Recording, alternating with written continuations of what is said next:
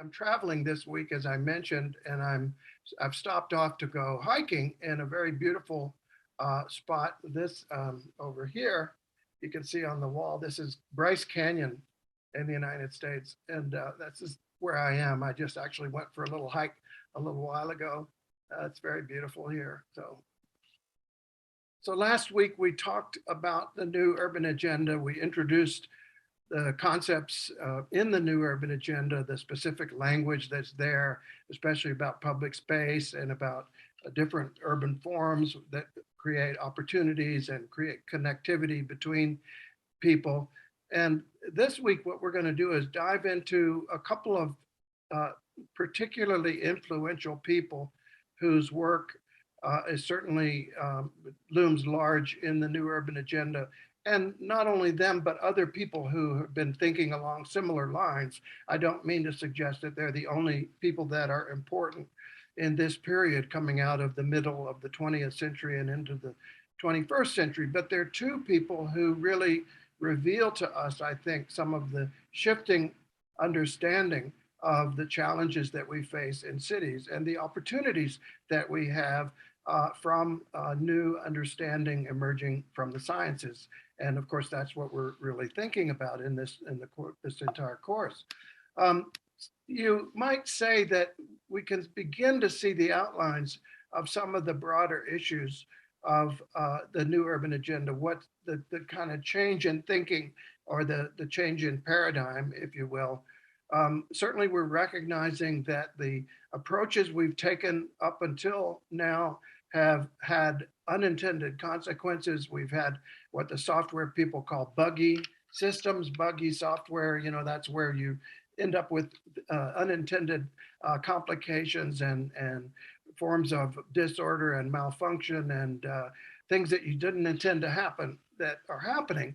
And the result of that, as we'll talk about a little bit in our next lecture, is agile methodology. The idea that you simplify things and you focus more on generativity than on specifying. We're moving away from a long list of specifications and moving more towards what is known as an agile approach, which is focusing more on generativity and focusing more on processes than on objects. Because it's one thing to specify an object, but the world is a dynamic place and things change, and that object suddenly doesn't function in the way you thought it would, or it changes over time. It begins to malfunction in ways that you didn't understand. And if you take a process-based approach, you can begin to understand that in a better way. And you can begin to understand also the ways that we are all interacting with one another in a kind of, as I've referred to it before, a massive multiplayer game. In other words, we are all involved in following rules and interacting with each other according to those rules, according to laws and standards and specifications and all the rest of it. And that is something that is illuminating to us as a kind of economic process, the economic rules of the game that incentivize what we do and disincentivize what we are not able to do often. And of course, if you can't make a building economically viable, if you can't make it profitable, it's not likely to get built unless it's built by the state. And then the state has to be economically viable as well. The state functions in a way as a kind of giant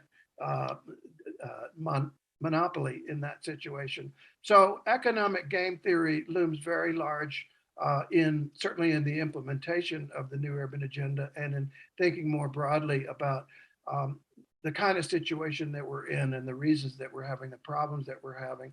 And more broadly, that is enriched by our understanding of what Jane Jacobs referred to as the kind of problem a city is. And I'm going to talk in particular about Jacobs, and I'm going to focus especially on the last chapter of her landmark book, The Death and Life of Great American Cities. And indeed, that's the title of that chapter, The Kind of Problem a City Is. And as you will know from the reading, I gave you a short reading assignment, talking more broadly about Jacob's understanding of cities and of other process as a kind of a web way of thinking, as you put it, a kind of fabric, if you will, that weaves together all the different elements, including the people and the resources and the activities and the institutions, all those things into ultimately beneficial interactions, or we aim for them to be beneficial, obviously. And she refers to a close-grained diversity of uses that give each other constant mutual support, both economically and socially. And she diagnoses many of the problems of cities, with the death of cities, the great American cities, as cities where they lack this kind of intricate mutual support, often because of what we ourselves have done to cities by slicing them up with freeways or by zoning them into fragments that are no longer dynamic parts of the city, or doing any of the other things that are based upon our old models that we thought were rational, but now are appearing quite irrational. And we talked last week also about this idea that the city can be seen as a network of regions in space, spatial networks, and spatial networks that human beings use and experience. And that's why I refer to them as place networks, because they're all the places that we can move about and move through and see and hear and smell and touch and connect. And also we can control those things. We can open doors, close windows, and so on. And this fabric of connections that is constantly self-organizing and being modified and evolving and adapting is really what cities are ultimately, the network between the most public and the most private, with the public spaces as the fundamental structure that's so important. So this idea of cities really looms large in Jane Jacobs' work. She was, as you may know, she was an activist in New York City. She opposed some of the projects that were going on there that were cutting freeways through the city and zoning the city apart and doing many of the other things. She was actually a journalist first. She was a journalist for Architectural Forum and was writing about some of the architectural projects that at the time she saw in very positive light. But she began to notice, as a good journalist and as a good observer, there were things that were not working according to what the theorists were saying, and including the people that were showing her around, very proudly showing her these projects and saying, "Look how wonderful this is."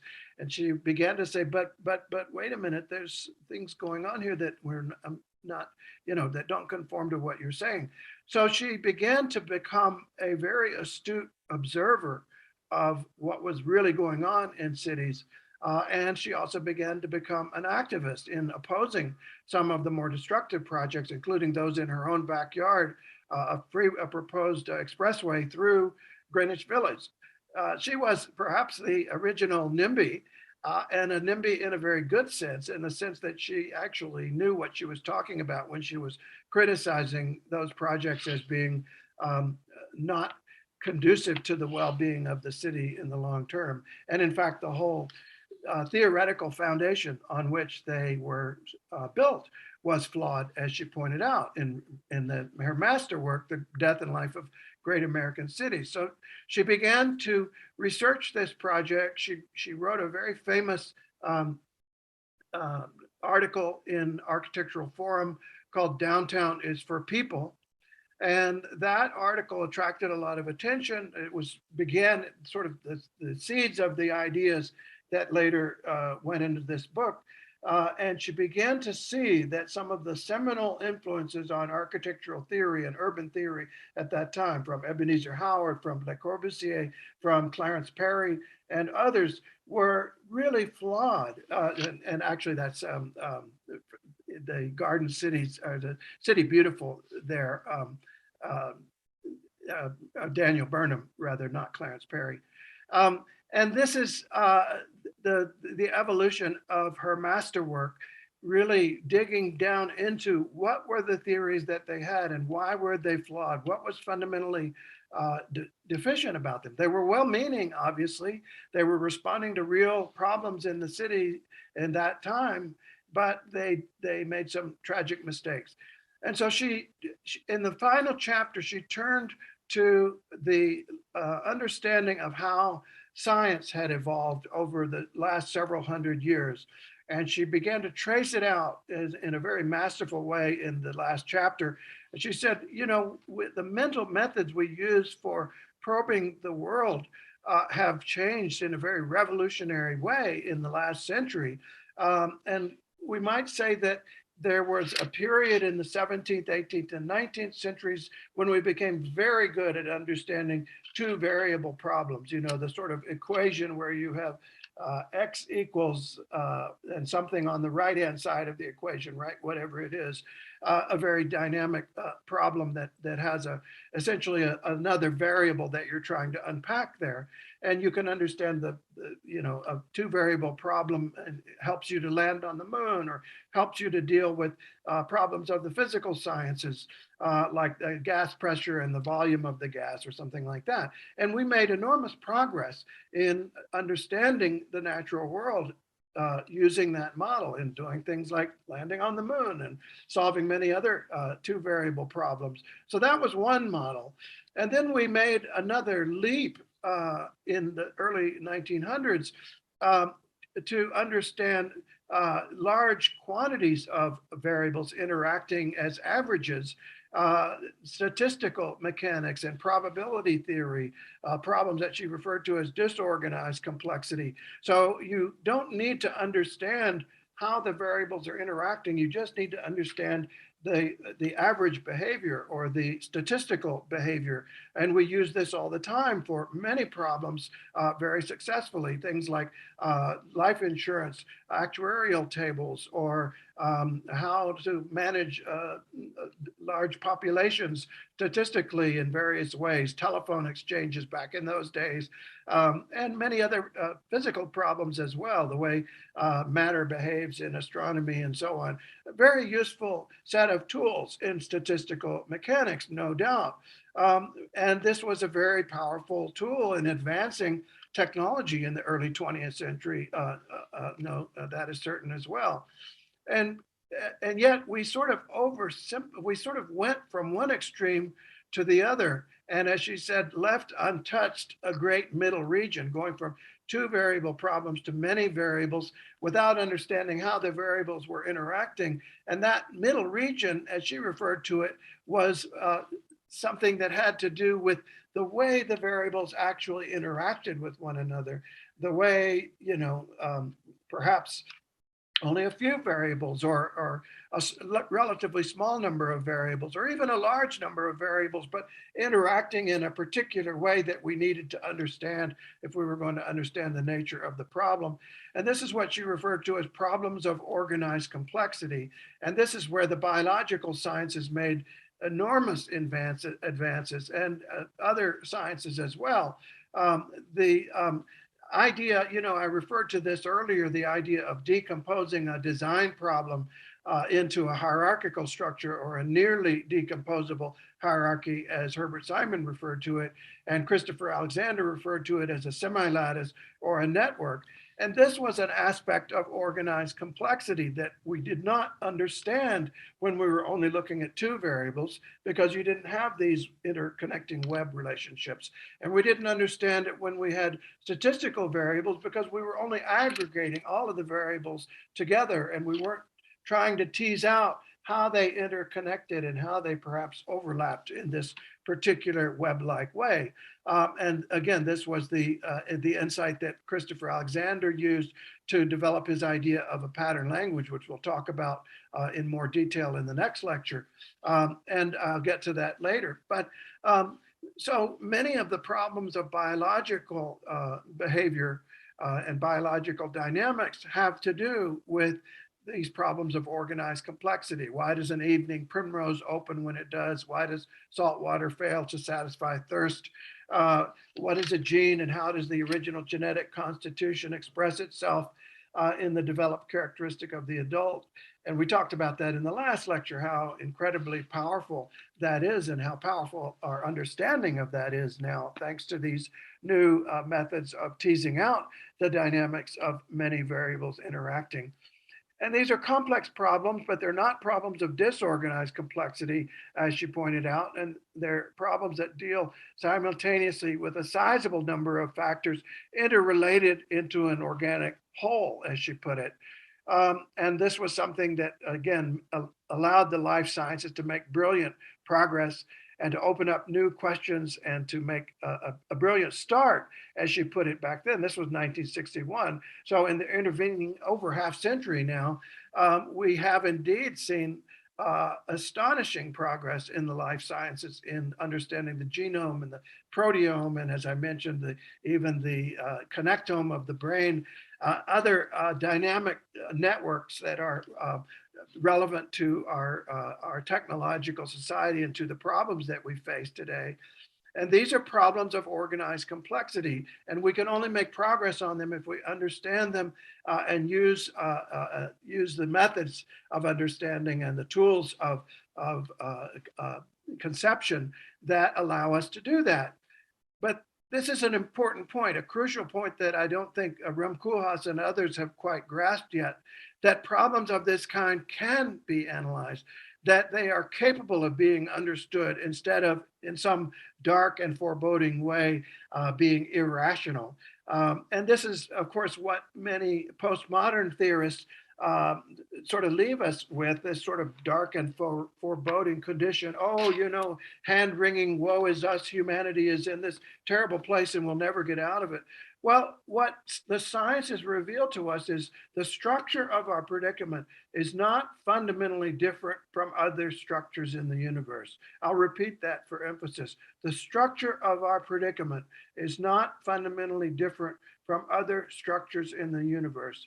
And by understanding those structures and the methods that we use to manipulate those structures, we can understand our own challenges and manipulate those structures as well and make progress on our challenges today. And this to me is a very hopeful insight indeed. But maybe part of our problem is our own attitudes and our own failure to recognize what is available to us. So she asked, this is 1961, mind you, why have cities not long since been identified, understood, and treated in this way? If they were able to work in these methods, perhaps they would have made much more progress. And yet professionals have not done that, she said. Well, she noted that the history of modern thought about cities is unfortunately very different from the history of modern thought about the life sciences. Those theorists, Ebenezer Howard and Le Corbusier and others, have consistently mistaken cities as problems of simplicity and of disorganized complexity, and have tried to analyze and treat them thus.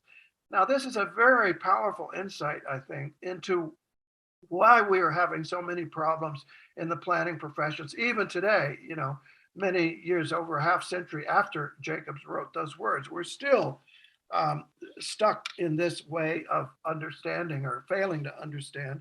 Today's plans, 1961, mind you, showed little, if any, perceptible progress in comparison with plans devised a generation ago. In transportation, nothing is offered which was not already in the 1938 New York World's Fair, and before that by Le Corbusier. And in some respects, there is outright retrogression. Now, that is a damning indictment, I think, of where we are in our professions today, in our planning professions. This idea that we are mired in the past in many ways, very ironic given that there is such a quest for novelty, but it is a superficial form of novelty, it turns out, a novelty of form rather than novelty of true generativity. So here's 1938, the diorama at the World's Fair.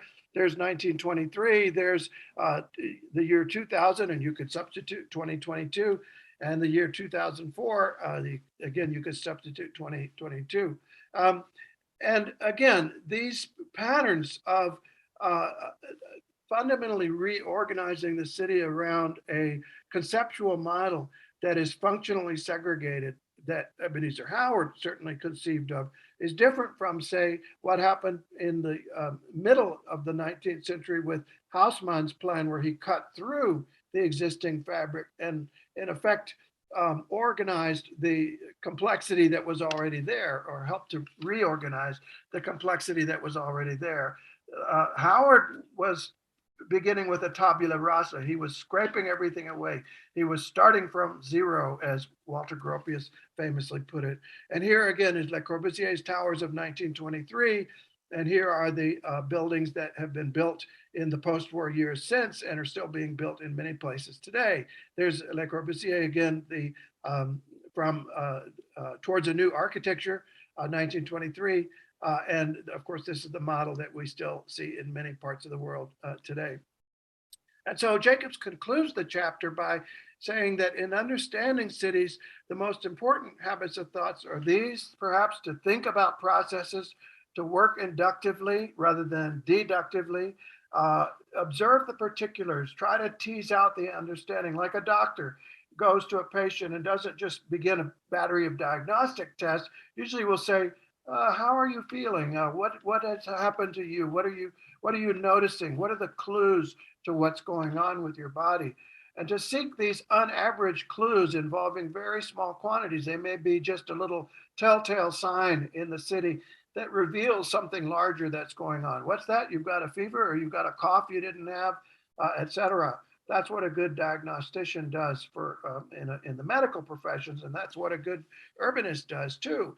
The urbanist observes what's going on in the cities and tries to deal with it as a process that needs to be transformed and improved.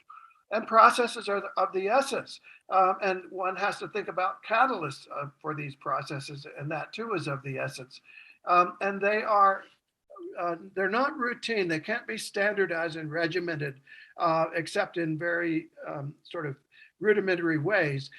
We need to recognize the complexity, the interactions among unique combinations of particulars, and there's no substitute for knowing the particulars, for being on the ground, for working with people and working with the actual context that's there. And statistical studies can be useful. Two variable analyses can be useful, but we also need to go beyond that. We need to work with pinpoint clues, and we need to get past this, what she calls the jejune belief in the dark and foreboding irrationality or chaos of cities. Under that lies a misconception about cities and about human beings and the relationship we have with the rest of nature.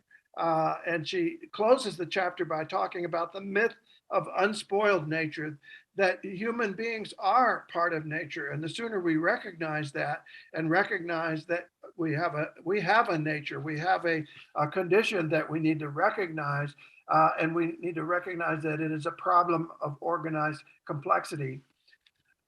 So I talked in the reading assignment about a web way of thinking, and what Jane Jacobs talked about, maybe the most powerful insight of all of her work. And her work later on, she got more involved in economics and in other aspects of political economy and political science. The idea that we need to recognize the web structures of things, the web way of thinking, is really a fundamental thing that underlies all of her thinking, as opposed to what she referred to as a thing theory. This notion that we can simply work with objects and deal with them as mechanical combinations. That can work in limited ways, and it can be very powerful, again, in limited ways, but it can be very dangerous. And that has led us to a lot of the problems that we're experiencing today. If we can begin to understand this web-like relationship between, say, the elements of a city, we can begin to work with those in pattern-like ways. And again, we'll get into that when we talk about Christopher Alexander's work in more detail.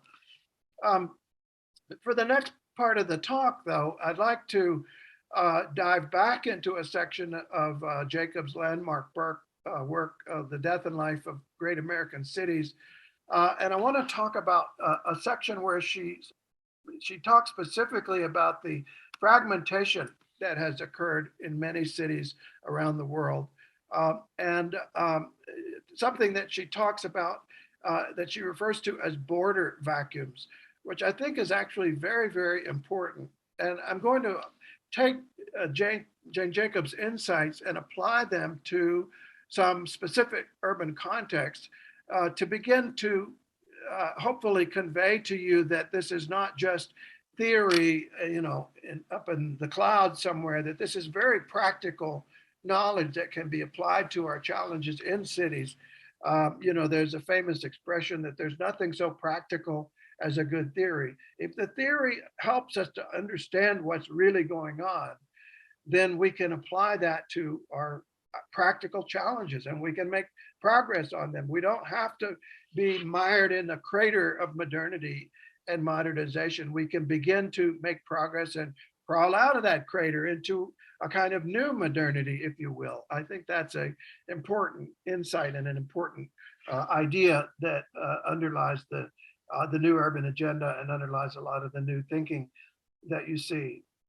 So in this section, she begins by describing two kinds of land in cities. She says, if you think about what cities are, they're really two different kinds of space. One is what you refer to as general land, and that's where people can move around freely on foot. And it's what we would also think of as public space, but it's not just the outdoor areas. It can also be building passageways or the public buildings that are open to the public at any time of day, or generally open and accessible through the buildings to get to other spaces as well. And that's the idea of general land. But special land is that land which is not commonly used as a thoroughfare by people on foot.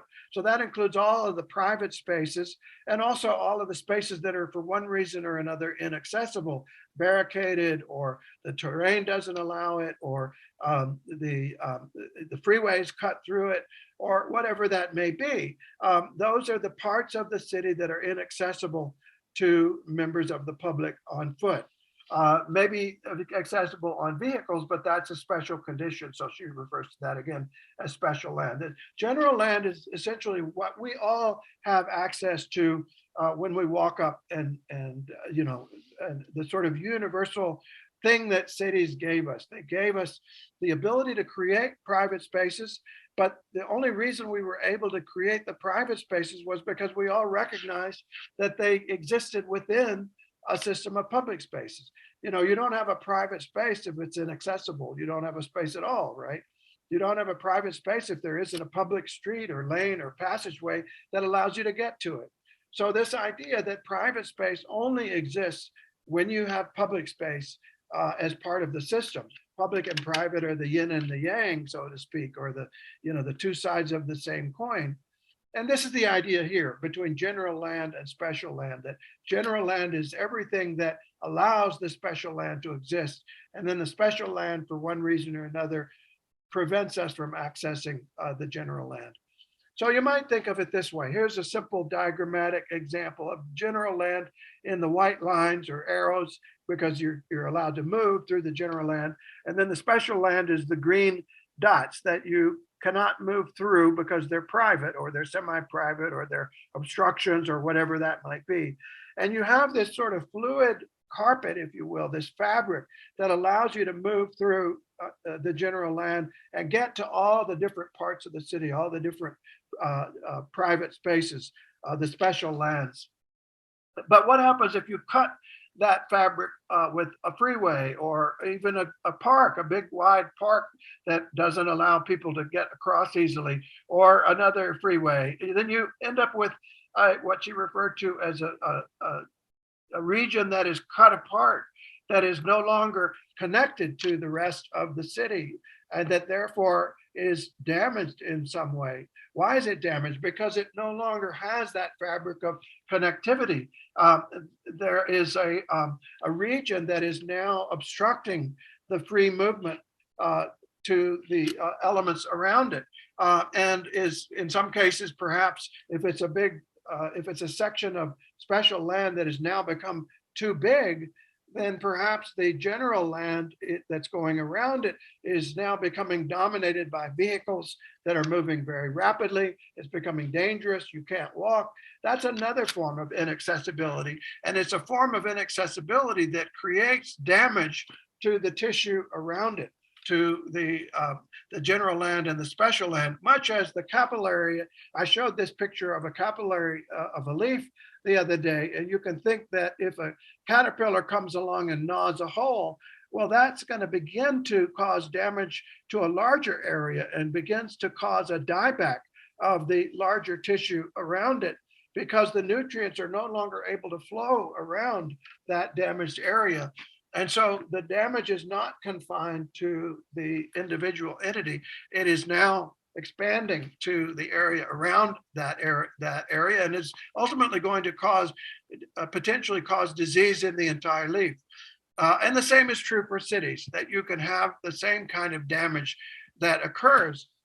Many of you may be familiar with space syntax, which is a very similar kind of analysis of the pathways of a city and their network properties, specifically their properties of connectivity. Again, how these different nodes are interconnected with one another, not just as two variables and not just as averages, but as specific kinds of structures that have specific patterns of connectivity. And so when she talks about borders, she says that the root problem with borders as city neighbors is that they're apt to form dead ends for most users of city streets. And they represent, for most people, most of the time, barriers.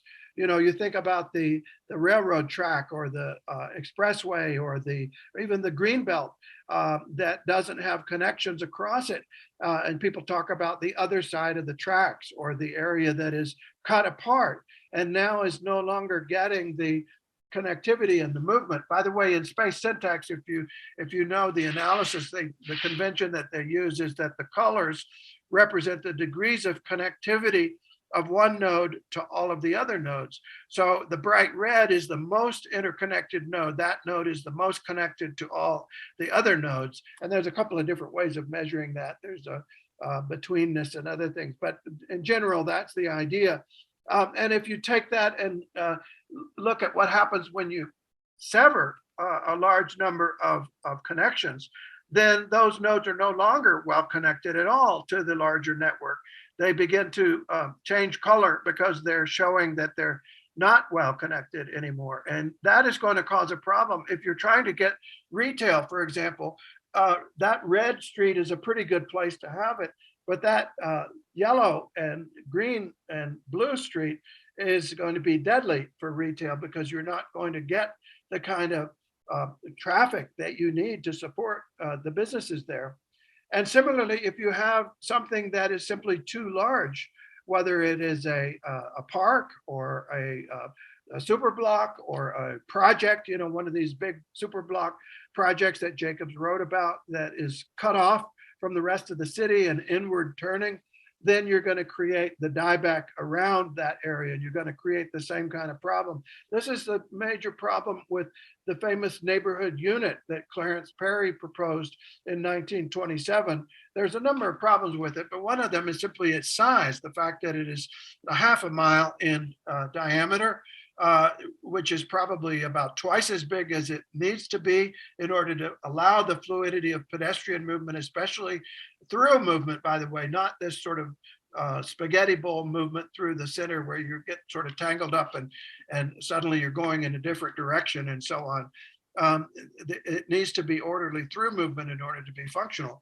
And of course, what you see here is also the perimeter of that over large unit is now turns into a very fast highway or main street, arterial, and so on. And those are very unfriendly to pedestrians, very poor connectivity, and poor support for the life around them. They become border vacuums, dead zones around them. And now you're only relying on this little node in the center, which now is no longer a mixed core with a lot of different uses commingled, because you've pulled the elements apart again. This is another major flaw of the neighborhood unit, which is that You've only got civic institutions at the community center. You've got your commercial institutions on the busy highways because they do, in fact, need the traffic. But now everything is segregated and you've got these dead zones. And you can see in city after city in the United States how problematic this is. Um, she does say that there are ways to deal with larger than normal borders. You can convert that edge to more of a seam, as Kevin Lynch talks about. If you can create some depth within the regions on either side, a line of exchange, as she refers to it, instead of a straight line, you have a more of a sort of crenellated line that can sort of bring even a larger than normal border vacuum area into a healthier condition. And you can see this in Central Park in New York, for example, where first of all, you can see pedestrian and vehicular crossings going straight across very effectively with over and under, passageways, so that the movement is very free moving through from both sides. But then you've also got the Metropolitan Museum of Art that moves inward, and then the Museum of Natural History that moves outward. So you have this crenellation, and you also have the crenellation going on at smaller scales all along the edge. You can see the same thing in the South Street Seaport on the Lower East Side, a similar kind of thing going on where there's this crenellation along the waterfront there. And you can see it in many cities where there's a river that cuts the city apart. As long as you have enough connections of bridges that allow pedestrians and allow connectivity at a proper spacing. And that spacing is less than a half a mile. It's more like a quarter of a mile, or less than 800 meters, more like 400 meters. And this is what you see in Portland, for example. You see the crenellation that I referred to with some of the waterfront park activities, as well as the bridges. That you can see the many bridges off in the distance there that are about a quarter mile apart or so. And I think Portland is a very interesting case study in urban morphology, and I want to spend some time talking about it just as an example, and a more tangible example of what we're talking about when we're talking about Jacobs's ideas in particular, because again, they can get a little abstract. We can think about things as being a bit too theoretical, but they have very practical applications, as I'll show you. So Portland is known, or has been known for the last half century, as a kind of model of a city that was down on its luck, that was very depressed from loss of industry. It was a shipbuilding center during World War II, and then it became a very sort of depressed post-industrial city, much like a lot of American cities. Most of the growth was in the suburbs. The core was in decline. Well, they brought the core back, and the core is now a very vibrant place. They've had some political unrest, as you've probably heard about, and that's another issue, but it's, I think, one of a number of challenges that are in, and we'll talk about those later, actually, because they're instructive. But there's an underlying set of issues in Portland which has to do with the urban fabric. And this is what I want to talk about now, how they use the urban fabric as a resource to reconstruct the core of the city to be a much more successful place to build streetcars and walkable street networks, and to restore the fabric of the core, restore the character, the human scale of the core, the pedestrian delights of the core, with squares and parks and historic architecture that is adaptive reuse. This is the University of Oregon now. The buildings on the right, the graduate campus there in Portland, where the architecture school is, by the way. And this is a new urban extension that I'll talk about later in outside of Portland that is built on the model, and I'll deal with that in a little more detail later, called Orinco Station. But back to the urban core for a minute. As Jacob says, the root trouble with borders is that they're apt to form dead ends for most users, and they're apt to represent, for most people, most of the time, barriers. And that certainly includes freeways.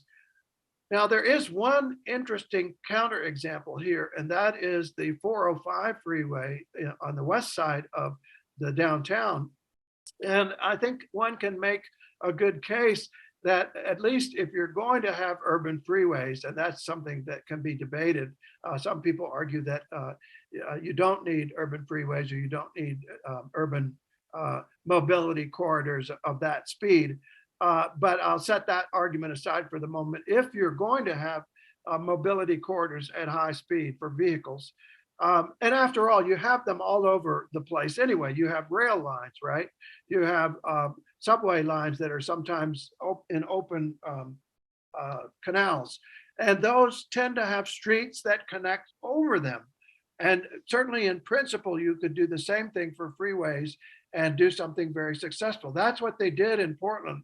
They actually continued the street grid, the very tight street grid in Portland, right over the 405 freeway. And you can see how that has really allowed the west side, Goose Hollow neighborhood in Northwest Portland, to be relatively well connected to the downtown area, and for both of those areas really to thrive when the renovations began, when the regeneration began in the 1970s.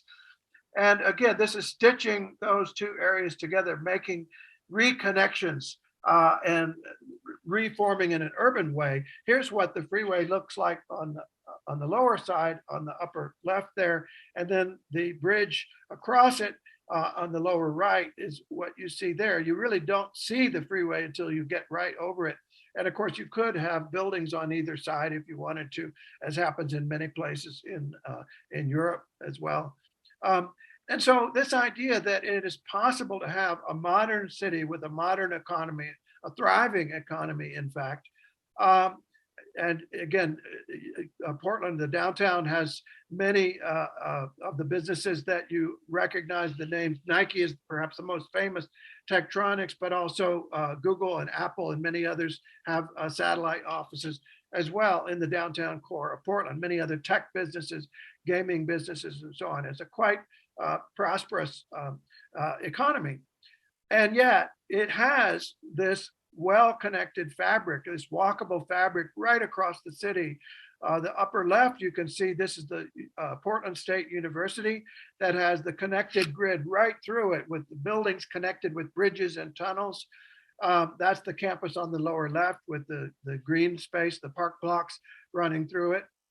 On the upper right, you can see again the connection between the Pearl District, where many high-tech businesses are, and the Northwest District on the left, where many residential areas are and commercial areas. And again, you can see that fabric directly connected over the freeways. Here's what some of the industrial districts look like as well, where you have, again, the small block pattern. And sometimes there'll be the same business will be on multiple blocks and will be continuing through. Making that connection. There's another example of an industrial district, the old industrial district in the Pearl District, the northwest part of Portland. And again, this idea that the street network itself can be a great asset when we're trying to create connectivity, and having a street network that is well interconnected as opposed to one that is fragmented and organized into a more sort of tree-like pattern, a dendritic pattern. The same thing is true with building forms. And I was talking about place networks yesterday and the lack of place networks in some of our newer buildings. Again, the idea of a shopping center that is interconnected with the urban fabric as opposed to one that is on a super campus or super block structure. The idea of a hospital on the left that is interconnected with the urban fabric and entirely walkable, as opposed to one that is on a super campus that is very difficult to get to. I actually took transit and rode my bike to that hospital and found that they didn't have a very convenient bike rack at all. So it's a very difficult, challenging environment for pedestrians. And it's not necessary to build certainly new developments in that way. again, industrial districts. There's the Roundler Acres campus I was just showing you on the right. There's the downtown Portland area where a lot of residents, a lot of the most sought after employees want to be, by the way. They want to be in these walkable mixed use environments and want to be working in those kinds of places, not far out in the suburbs where they have to be stuck in their car for long hours every day, which makes no sense. This is not the kind of world that we need to be building now. As Rem Koolhaas points out, this is his image on the right again, this sort of chaotic, irrational, non-agile form of building that we're creating, building, glass boxes in the desert and other sort of irrational types of that sort. We need to get back to recognizing the genius of our patterns that in many cases already exist. In the case of Portland's, urban street grid that was already there, and the sort of non-agile buildings that we're building as a result. So there's the Portland street grid. It's about, I mentioned the Perry diagram that is about a half mile or 800 meters in diameter. These are about 400 meters apart, or about a quarter mile apart. And this is an important metric because it turns out to have an important relationship to pedestrian scale and pedestrian mobility. It's the point where you might say the pedestrian scale gives way to the vehicular scale, the quarter mile interface or the 400 meter interface. And you can see this in many parts of the world, as my colleague Sergio Porta noted, and he and my colleague Nikos Salingaros and Yodan Rofe and I wrote a paper on this where we observed how many different cities around the world have a through vehicular network of streets at about 400 meters or a quarter mile. This is Bologna. This is in Oslo. Even though it's a very chaotic looking pattern, you can see that the actual pattern is roughly the same. Even Paris, which is a very chaotic looking pattern, actually has that 400 meter through street that you can see, a very grid-like pattern, by the way, which is often the case. Even in cities that look very chaotic, they can actually be quite organized and grid-like. And as I said, where there are interruptions of this continuous fabric, they are handled in very elegant ways, often with bridges that go over the disruption. This is the bridge that goes over a major rail line in Paris. And a very well-connected, walkable pathway. In this case, there aren't buildings along the edge, but there could be. And here is an example in London where there are buildings along the edge, and you don't even know really that the freeway or the rail line is there until you get right over it, maybe look down and happen to notice that it's there. But this is in contrast with most of the cities that we've been building in the United States, where we simply say, okay, it's a freeway and everything that's related to freeways goes there. Boom, we're going to do it that way. And by the way, this is a loop freeway in San Antonio, Texas, called Loop 410. And this is one of the powerful arguments, I think, against not having mobility corridors through the city. If you throw the mobility corridor to the edge of the city, then you also throw a lot of the economic activity to the edge of the city, because guess what? Economic activity needs mobility. So if you don't solve that problem and you simply throw it out to the edge of the city, you're also throwing sprawl out to the edge of the city. I think that's a very powerful argument for figuring out how to accommodate mobility in a city. And yes, traffic that is going past a city and doesn't need to go through the heart of the city can take a bypass. But the idea that you're going to throw all of the mobility, the high-speed mobility, to the edge of the city, I think is a very dangerous idea. And I think we have to face the reality that economic activity requires mobility of one form or another, and we can't duck that challenge. We have to deal with it in one way or another. And maybe this is not such a bad solution, this idea of having a grade separated mobility corridor. Again, you see it in Paris, you see it in London, you see it in many cities, and maybe it's not such a bad idea if it can be managed. After all, the multi-way boulevard is also another version of this, where you have slip lanes at the edge of a boulevard that are slower and more pedestrian oriented, and then the lanes in the middle are faster and more conducive to mobility. It's the same idea, and maybe this is just a one step farther. But what you'll notice again is the pedestrian connectivity, the multimodal connectivity continues right on through. Here's the streetcar line or the light rail line running through. There's a bus line running through. There's all of the other bus lines that run through. No, that's the streetcar and that's the bus line. And so you have a very multimodal, continuous connected network right through the city. When I lived in Portland, I lived about 5 or 6 blocks from here. And I can tell you firsthand that it is an extremely livable environment, very elegant to get around. I did not own a car and didn't need to own a car, except when I needed to go visit relatives who lived in the suburbs. And then I would use a zip car or something like that. Again, you can end up with a series of different levels of mobility.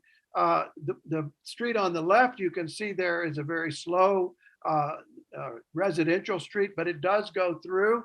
The street on the right is an arterial that goes through, but you notice it's a slow arterial. It has on-street parking. And by the way, it was converted to 3 lanes after this picture was taken, instead of 4, where you have a turn lane in the middle. And there's some evidence that those are the mobility is very similar to the 4 lane without the turn lane. Here's a multi-way boulevard, an example in the Portland region, where you have slip lanes on either side, and then you have the mobility corridor in the middle. And in this case, it had on-street parking, and that on-street parking was required to move during rush hour so that you'd get extra lanes during the rush hour. You can see it here, for example. And lots of pedestrian spaces and spaces for people to linger in the public realm right along the street, even though it's a mobility corridor. It's a quote unquote arterial. So there are ways to structure these different kinds of streets to maintain livability, to maintain that balance that Jacobs referred to between general land and special land. And Portland is a great case study of that. And I think there are many sad examples that Jacobs herself fought against. This is the Bronx Cross Bronx Expressway. And what has happened to many of those neighborhoods is nothing less than tragic. I think we have made horrendous mistakes in the United States and in many other parts of the world. And we're still making horrendous mistakes. And I think what Jacobs contributed was to say, this is not our fate. This is not what we have to do to accept that we must, for the sake of modernity, get rid of all of these wonderful streets and mixed use areas that are actually the lifeblood of our cities and the places where immigrants come and find opportunities and find their old buildings and their shops and their spaces where they can thrive and grow and develop as human beings. And I mentioned before the example of San Francisco and the area where I used to live there as well, that has also a very similar fabric of interconnected street grids, multimodal, very pedestrian oriented and pedestrian friendly mix of uses, a mix of small spaces that are quite livable. I was very happy there, although I lived in not a very big apartment with a couple of friends of mine that I co-rented with, but I loved it. It was a great place. I would have lived there happily for many years if I wasn't in school and didn't need to move on after school. And that is a very desirable part of the world now. In fact, it's got the opposite problem. It's over gentrified. And we'll talk about that problem as well in due course. So we are not moving in the right direction in many cases. We are still building dead zones. We're building these areas that are too large, super blocks that are too large, that do not have the edges that we need for urban spaces, for good quality urban activity. We don't have the seams that Kevin Lynch talked about that we desperately need. We're even making the most incredible sort of common sense mistakes of misaligning sidewalks and but somebody did this, and it was a very rational thing for them to do. They were following the code. The code says, well, you have to have the sidewalk and you can extend the sidewalk. Maybe it said something like you can extend the sidewalk either on the front side or the back side of your property line. And in this case, they did one property owner did one and the other did the other. And then they put a signpost right in the middle of it. So crazy, irrational things that are going on, and that we need to recognize. This is a funny example, but it's a small example of a much larger and not funny problem that we have, which is the fragmentation that's going on. I mentioned the 400-meter rule. There is the Bologna example, and I can give you many other examples. I talked about Oslo briefly. This is a great example from Oslo of a multi-use street that is a major high street in Oslo, very pedestrian friendly, bicycle friendly, has a light rail line that runs through it, and so on. And these are the areas, by the way, that are between these streets that are also very pedestrian friendly and are what Donald Appleyard referred to as sanctuaries, the areas where pedestrians can move about freely and the cars are really, and the vehicles are really needing to move slowly and more carefully. And we need to recognize that the Perry diagram, among other problems, is much too large. It needs to be reduced in size. And maybe we need to think about neighborhoods as not as units, but as more amorphous self-organizing phenomena around the grid of streets, that the pattern of streets that grows over time. And the goal that we must always have, I think, that we want intensely various and close-grained diversity, because that's what supports walking. The idea that not so much that, oh, we want to be trad, or we want to be historicist, or we want to imitate the past, or imitate any style, imitate a modern style, or imitate this, a postmodern style. But we want to create pedestrian realms that are healthy, that are conducive to walking, that the science shows us people want to be in and want to walk in and want to linger in and interact in. And I think this idea of place networks is one very powerful insight that allows us to understand how this complex network of spaces and activities can function and how we can encourage it. And we need to have, as Jane Jacobs says, genuine differences in the city architectural scene, a lot of variety, a lot of complexity, a lot of detail, a lot of ornament even. People doing different things, different signage, different activities, different celebrations of what they're doing with and demarcations of their spaces with seating and with signage and with plants and with canopies and other things, to create those edges, to create those structural relationships that we have to have in cities in order to create great streets and great spaces, great places. I'll talk about this more when we get into some of the environmental psychology and the neuroscience, what some of the research has shown. But the topic of biophilia that I'm sure you've heard about, the idea that we have evolved in natural environments and we have an innate affinity for natural environments, an innate love of biological forms and biological beauty. I certainly experienced that here in Bryce Canyon when I'm hiking in this beautiful natural environment. But cities have biophilic properties too. The best ones have them in abundance, not only parks and greenery and so on, that's certainly a key part of it, but also the buildings themselves can have biophilic properties. They can have these sort of fractal relationships. In fact, in many cases, there's a biophilic basis of architecture, of the way architecture evolved, the sort of the way that columns, for example, emulated tree trunks, and the capitals of columns would emulate the sort of flowering patterns. In fact, literally, so they would emulate the leaves of the acanthus plant and so on. And of course, other biophilic forms, not only leaves and trees and so on, but people and animals and things like that up in the, you can see up in the pediments there, for example. And this is the British Museum when they were showing, they had an exhibit on natural environments. And this is an example of how you can really begin to see that the building itself has biophilic properties as well as the trees and the water and the rocks and all the rest of it. And this is also conducive to being in the public realm and interacting and experiencing the public realm. Again, not putting quotes on a particular style, but recognizing the deeper patterns that are going on and the deeper genius really of what we have been doing for 10,000 years in making cities and what we perhaps foolishly turned our back on in the last century. This is another simple example of a street in Glasgow near the university where I was teaching for a while as a guest researcher.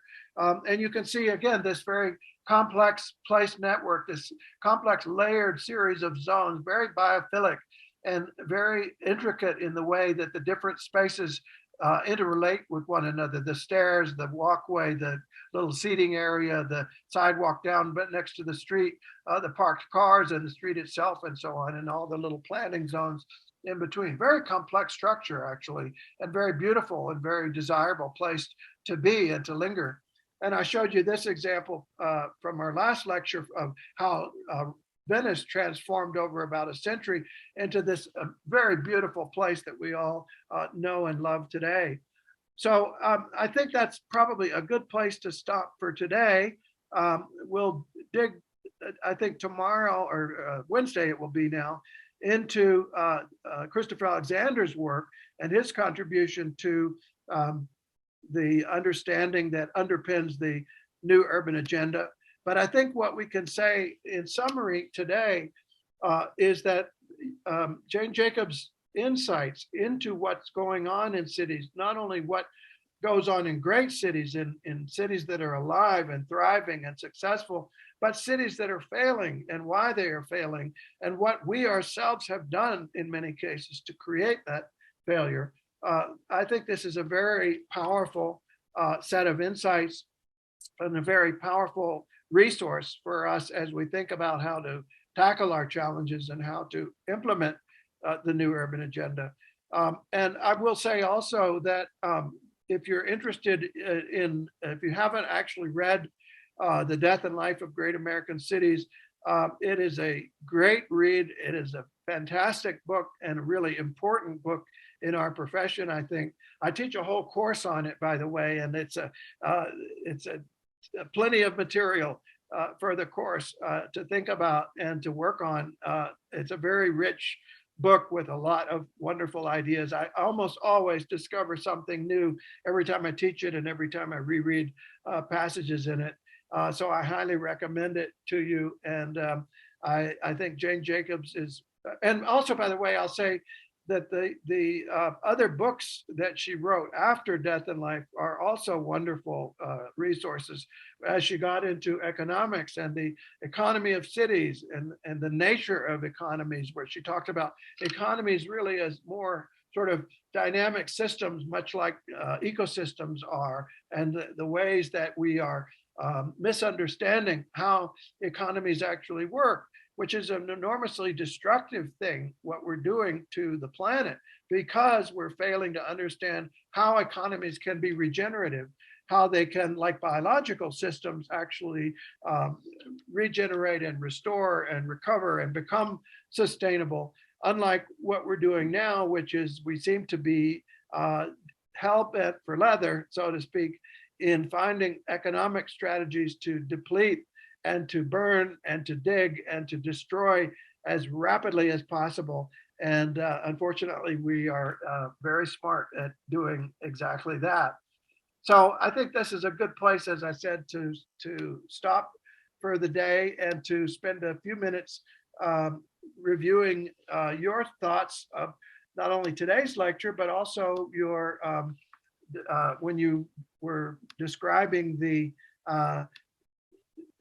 evaluation of the first three lectures and your relationship to your own areas of research. And thank you both for sending in your written assignments. I think they were both really great to read, very interesting and very gratifying to me to be able to see what you're working on and what you're thinking about. So why don't we just take a minute for you to describe a little bit of what you discovered there, Dominic, and what you take away from today's lecture.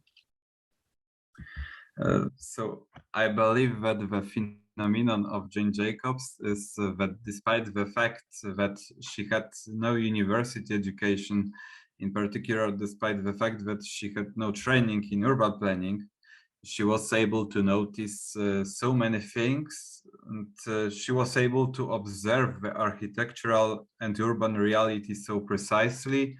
And above all, she was able to draw such logical and wise conclusions and to put them in such a professional and reliable form. Yeah. What is more, she was able to reach so many people with her thoughts and ultimately contribute to real changes in the behavior of professionals, at the same time becoming a world-renowned milestone in the development of urban planning and changing its paradigm. Moreover, she used a number of new terms which later found their way into world literature. So I'm full of admiration and somewhat still positively surprised that a newbie and a laywoman could make such a great contribution to the development of urban planning, which is an extremely important field of human life, science, and economy worldwide. Uh, a very Another interesting topic for me were city networks, together with the distinction between agile and non-agile forms that you have showed during the lecture today. And you have also showed the consequences of land fragmentation. This is unfortunately something that really disrupts urban functionality and aesthetics. There is a street in my Fava neighborhood, which is an example of such fragmentation. In the same street, for instance, in a small area, there are different parking arrangements. The pavement has a different shape, color, and design depending on the fragment of the street. Some walkways contain also a cycle path, some only consist of a pavement and the cycle path suddenly breaks off, etc. So today's lecture was really very important and interesting for me also. That's great to hear. Well, yeah, Jacob's career was fascinating. She did go to Barnard, which is the Columbia University. At that time, the women had to take that. And then she took courses on her own and she began to audit courses and she began to be very interested in her own subjects. She became an autodidact, which I guess in a way, we all have to learn how to learn, right? We all have to learn how to educate ourselves and become interested in our own subjects, especially as you get more advanced. And I know you are doing that now with your dissertation work, that you have to be able to decide for yourself what you want to learn and what you want to pursue and why you think it's important and all of that. And she did that very early in her career. And I think it led to the path that she ended up taking as a journalist in trying to understand what was really going on, first of all, not just from the point of view of what the textbooks said was going on, and understanding if in as she discovered, what was going on was in part a problem from the textbooks being wrong, and that there was some failure on the part of the current ways of doing things, that it was sort of stuck in the past in the um, statistical and mechanical ways of understanding the world, as opposed to the more dynamical biological, ecological ways of understanding the world. Then she could write about that much more freely than she could if she were going down the straight and narrow path of an academic career at that time, certainly. Now we have the benefit of her insights, those of us who are in the academic world. But at that time, it was a very constrained environment. And in some places, in some respects, it still is. I think we have to challenge our own orthodoxies quite often. And that goes for everybody. That goes for myself and all of us to think critically and to think in terms of the point that we're not getting, maybe that we think we're getting, but we aren't getting. There's an old saying that you can't learn something that you think you already know, and that may be the case in academia. There was an interesting story about Jacobs when she first got the grant to write Death and Life from the Rockefeller Foundation. She mentions the Rockefeller Foundation in the last chapter, and Warren Weaver, who was her mentor there, a very important figure for her in her thinking. But after she got that grant, which was quite small, by the way, by today's standards, $5,000 to write this landmark book. But she was immediately contacted by somebody at Harvard and was asked to meet with them. And she said, "Oh, great, thank you for offering to give me your thoughts about this book," and so on. And they proceeded to, as she put it, tell her what her book was going to be about. And she thanked them politely, and then she left, never to return, never to talk to them again, really, because she thought, oh my gosh, talk about you're not going to learn because you think you already know it. These guys think they already know it. And of course, what her journalistic experience told her was that they didn't know it. The people who were telling her stuff, the authorities, the planners, the experts, her mentors in many cases, were saying, oh, this is great because XYZ, and this is terrible because ABC. And she was saying, but you're not seeing what is right there in front of you, which is that, you're wrong. And I've talked to these people. I've done some research. I know what I'm looking at here. So she was a contrarian, but not a contrarian by temperament. She was a contrarian because the evidence took her there. And we're all the better for it, I think, because we now recognize that there was and still is, to some extent, a problem of the professions being mired in the past, in a past orthodoxy, in a certain way of thinking. And it wasn't, she wasn't just saying, oh, well, you guys are off base. What's wrong with you? You're failing, and hurling stones randomly. She was very incisively diagnosing the problem. She was saying, actually, your model believes this. You're using the statistical and mechanical models of city making, and they're leading you to these sets of conclusions, and here's why they're wrong. And if you were using this other model of ecological web networks, organized complexity, you would come to this other conclusion, and this would look at how much better this performs on the ground. So she was being a scientist in the best sense of the term, I think. And yeah, so, and we'll talk about Agile more tomorrow, or Wednesday rather, and we'll go on and talk a little more about how, especially in other fields of technology, many of these insights are in fact taking hold in a very powerful way, and I think in a very hopeful way. But this transformation is very incomplete and very fragmented in its own way. And many of the economic drivers, many of the political drivers, many of the institutional drivers are still the ones that have been with us for the last 50 or 100 or 500 years, perhaps, in how we have organized many of our processes today, how we've organized many of our systems, our operating systems for growth, as you might think of them, and in many cases, an example is transportation engineering. And just the other day, in fact, because in my career I do teaching and research and writing and other things, but I also am a practitioner. I'm an urban designer, urban strategist, urban consultant to developers and to cities and to governments, NGOs and others. And so I was sitting in a meeting and we were talking about the transportation engineering for a new walkable mixed use urban extension. and the transportation, and we were talking about the importance of slower speeds, and the fact that if you are going 20 miles per hour, which is, what is that, about 30 kilometers per hour, something like that, the rate of fatalities of pedestrians is about 3% in a collision. But if you're going 40 miles per hour, which is about 60 kilometers an hour, or something like that, the rate of fatalities of pedestrians is over 40%. And for seniors over 65 years old, the rate of fatalities is over 70%.